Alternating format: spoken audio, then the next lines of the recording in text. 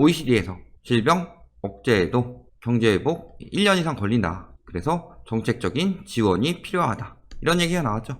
그리고 세계 경제 앞으로 예상보다 더 나빠진다. 그래서 추가 하향 전망하고 있다. 그리고 1분기 경제성장률 마이너스 1.8%, 금융위기 이후 최대 낙폭을 보이고 있다. 단 금융위기 때 바로 1.8% 이런 식으로 나오진 않았었죠. 금융위기 때는 버티고 버티다가 리먼 파산하고 그때서야 마이너스가 나왔는데 지금은 아직 끝나지도 않았고 이제 시작인데 마이너스 나온 거죠. 그러니까 훨씬 더 위험한 상황이다. 그 정책 지원 필요하니까 긴급재난지원금, 그 다음에 양적 완화 이런 것도 하는데 추가로 이번에 금리 인하까지 들어갔다. 그래서 우리나라 금리는 0.5%로 내렸고 미국도 지금 럼프형이 계속 직접 얘기하면 될걸 트윗 등을 통해 공개적으로 연준에게 마이너스 금리를 요구. 참 어떻게 보면은 애 같죠? 럼프형은 여론 만들려고 트위터를 통해서 계속 마이너스 금리를 요구하고 있다. 이런 상황이죠. 그러면서 마이너스 금리라는 드라마틱한 처방은 시기상조다. 하지만 내년 후반기는 돼야 완전한 회복이 될 것이다. V자 반등 아니죠. 내년 후반기라고 하는데 실질적으로 그것도 급 떨어졌다가 천천히 회복되는 U자형 모습이 나타날 것이다. 보통은 그렇게 예측하고 있죠.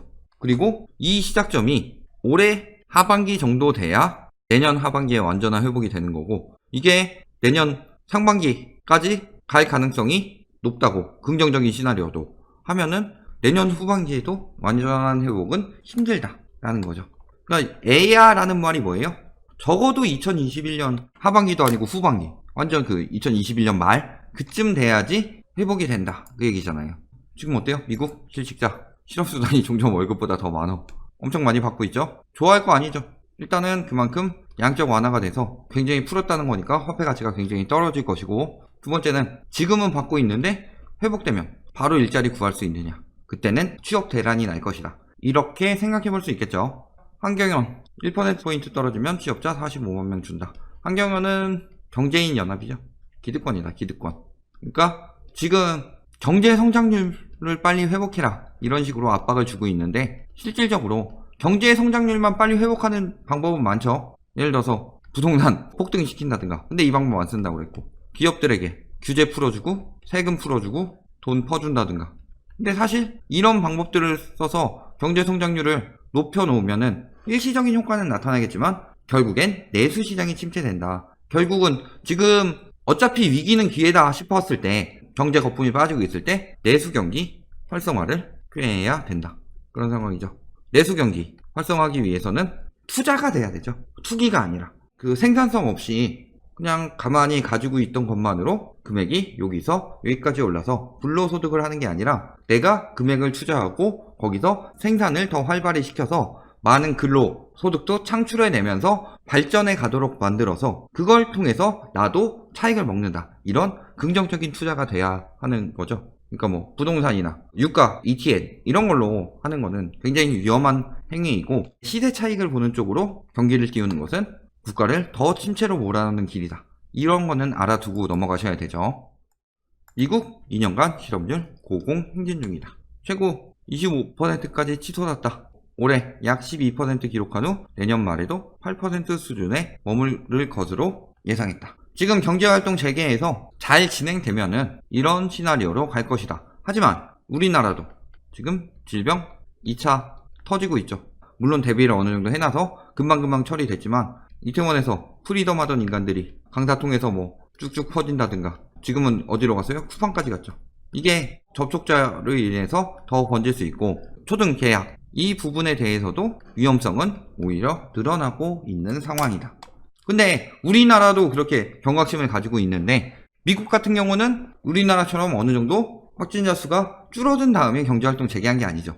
왜냐면 경제가 망가지게 생겼고 계속 마이너스로 남아있으면은 밀릴 수 있잖아요. 그러니까 그런 부분에 대해서 급하게 경제활동 재개한 것에 대한 문제가 터지게 된다면 이런 시나리오는 쉽게 되진 않겠다. 이런 부분은 생각을 해봐야 되죠. 지금 실업률 추이 보면 어때요?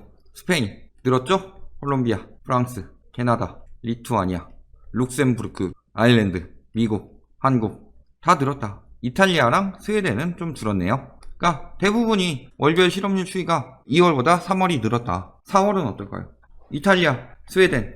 이탈리아 같은 경우는 정부에서 뭐 조심하라고 해도 그냥 막 나와서 햇볕 쬐고 이런 나라고, 스웨덴 같은 경우는 자체적으로 자가 면역력 기른다고 그냥 일상생활 하도록 뒀잖아요. 그 시기다. 근데 4월에는 더 심각해질 수 있는 상황이죠. 자, 경제 성장률 전망치. 중국은 상승하는데 미국은 6% 떨어질 거다. 세계 2.6%. 뭐 일본 마이너스 6.2%.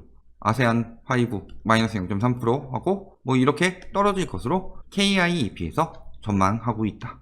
그 성장 경로 회복 소요 시간 예측 12개월이 12명, 24개월이 10명, 18개월이 8명.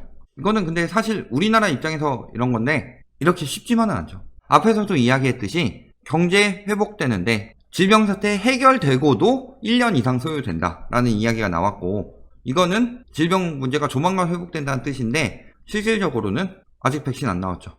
개발만 되고 있을 뿐이고. 거기다가 우리나라 자체로는 회복이 좀 되는 것 같은데 질병에 대처 잘 했으니까요. 근데 미국, 중국에서는 얼마든지 더 크게 터질 여력이 많다는 거죠.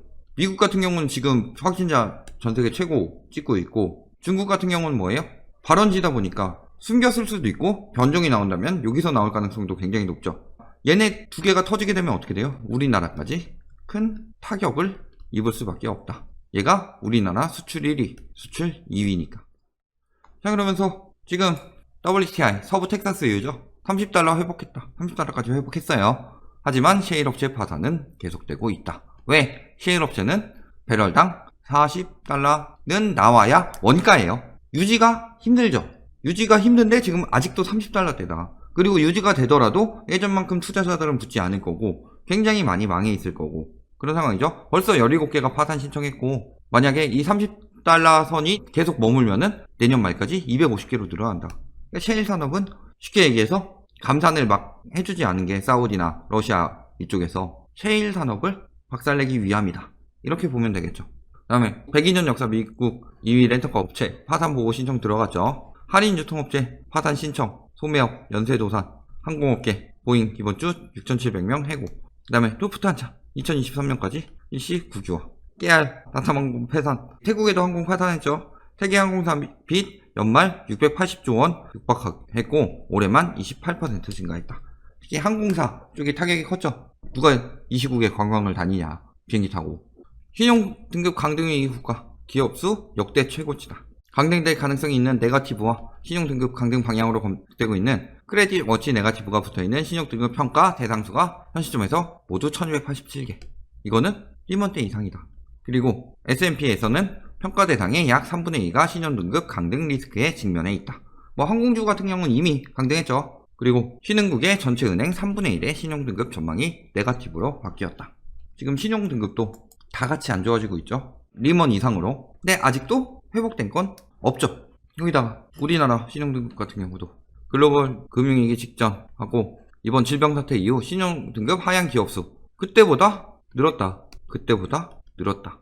기준은 해치펀드 2개 파산 서한 발송했을 때를 기준으로 2007년 7월 그리고 이번에는 요거는 대구에서 31번째 확진자 발생 기준으로 했을 때 지금이 훨씬 더 심하다. 거기다 제로 성장 얘기하고 있죠. 올해 전세계 GDP 성장률 0.4%에 그칠 것이고 S&P에서 그 다음에 파월 역시 V자형 반등 가능성이 낮고 낮다 그랬는데 우리 그 주열이 형은 굉장히 긍정적으로 평가하고 있죠. V자형이라고. 사실은 세계가 V자형이 되지 않으면 우리나라가 V자형이 되기 굉장히 힘들다. 왜냐면 우리나라는 내수가 탄탄하지 않고 내수가 탄탄하기 위해서는 복지가 어느 정도 돼야지 사람들이 먹고 살만해야 소비를 쓰잖아요.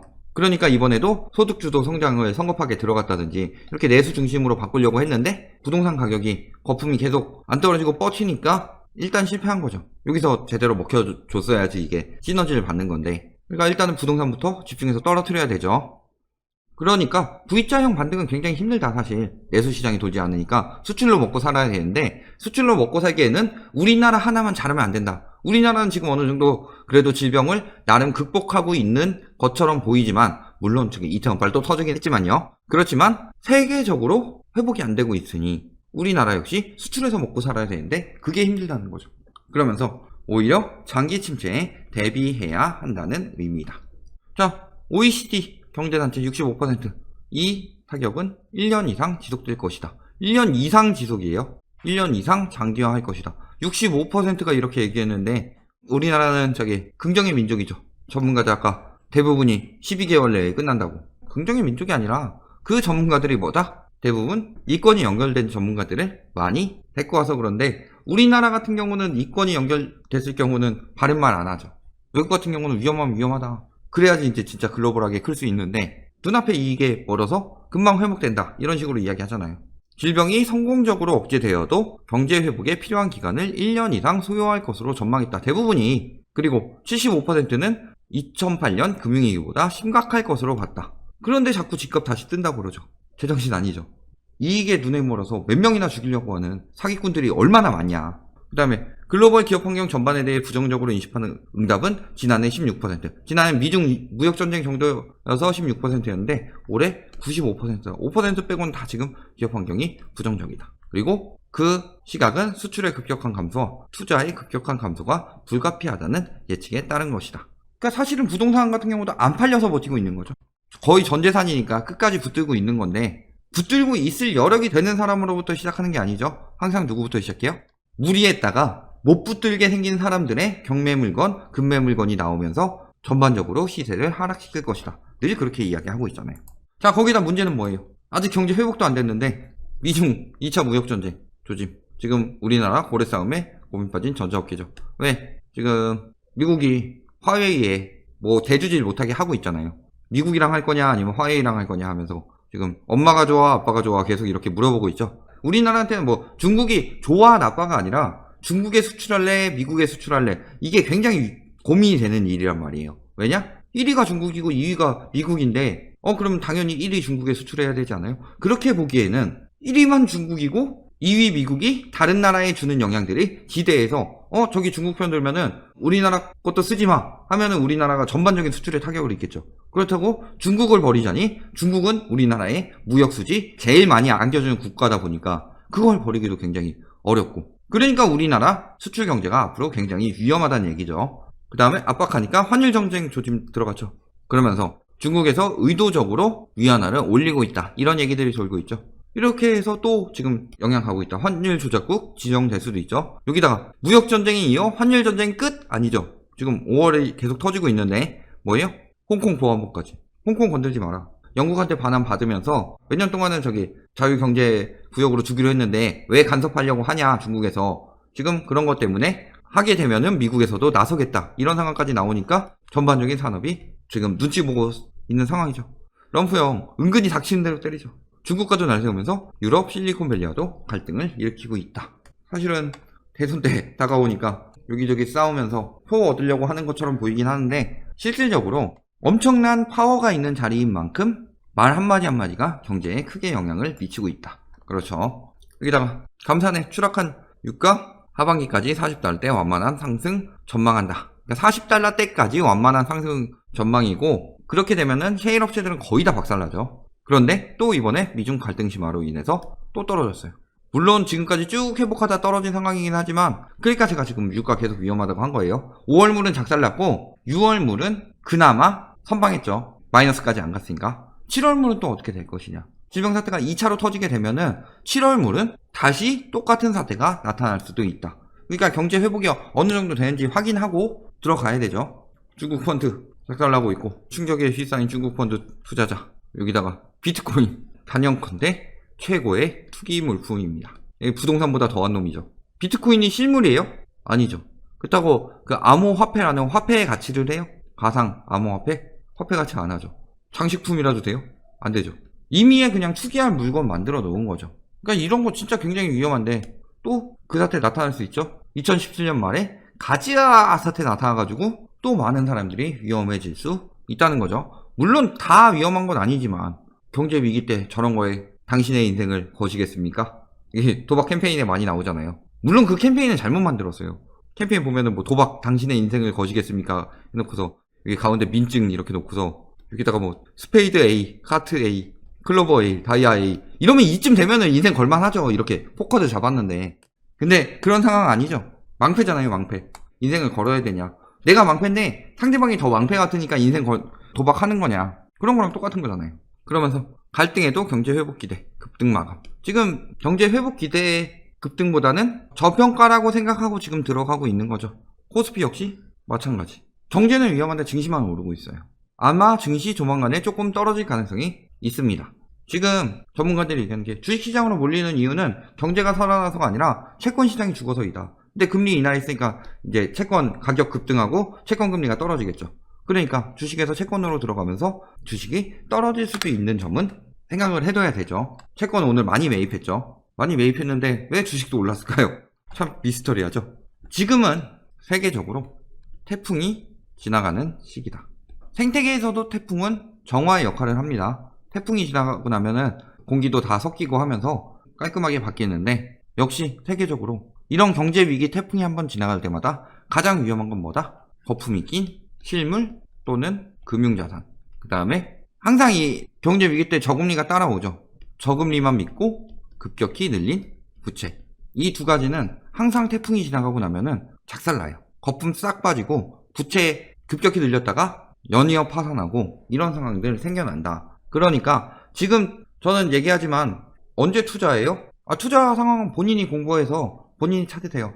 왜냐면은 내가 언제 투자해서 언제 하면 돈 번다 이런 얘기를 하는 순간 말하고자 하는 바에 힘을 잃는 거고, 저도 어차피 그렇게 얘기하게 되면은 돈벌이 하려고 막 이런 식으로 되는 거잖아요. 그러니까 저는 어디에 언제 투자해라 이런 식으로 얘기 안 해요. 뭐가 위험하다. 저는 지식 없이 뛰어드는 사람들의 위험성을 늘 경고하고 있는 거예요. 언제 투자해요? 그래서 집 언제 사라는 거예요? 언제 투자하라는 거예요? 그 투기꾼들한테 물어봐요. 저기 투기 전문가들한테. 저는 그런 얘기 절대 안 할 거고, 이제 저점이 왔을 때 이제 뭐 실거주하기 좋은 집, 실거주할 만한 가격이 되었다 이런 식으로 투자 형식이 아니라 정말 그 용도에 맞는 그런 때가 되었을 때 이야기를 할 거고요. 지금은 절대 아니다. 왜? 일단은 질병 회복되는 데만 해도 1년은 걸릴 것으로 보이고, 그 이후에 경제 회복되는 데도 최소 1년 이상 걸린다. 지금 금융위기보다 더 긴 경기 침체를 겪는 동안에 예전보다 더 많이 낀 부동산 거품은 더 큰 폭으로 하락할 것이고, 그때 정상화가 됐을 때 부동산이든 내 집 마련이든 뭐 할 수 있을 그런 시기가 올 것이다. 그러니까 지금도 뭐 금리 인하로 뭐 집값 오른다느니 수익형 부동산 한다느니 기사들 보면은 저기 오늘도 돈에 미친 언론사나 저기 지럴드 이런 데예요. 그러니까 믿지 말고 기다리세요. 경제 위기는 끝나지 않고 심화되고 있다는 사실을 꼭 기억하시고요.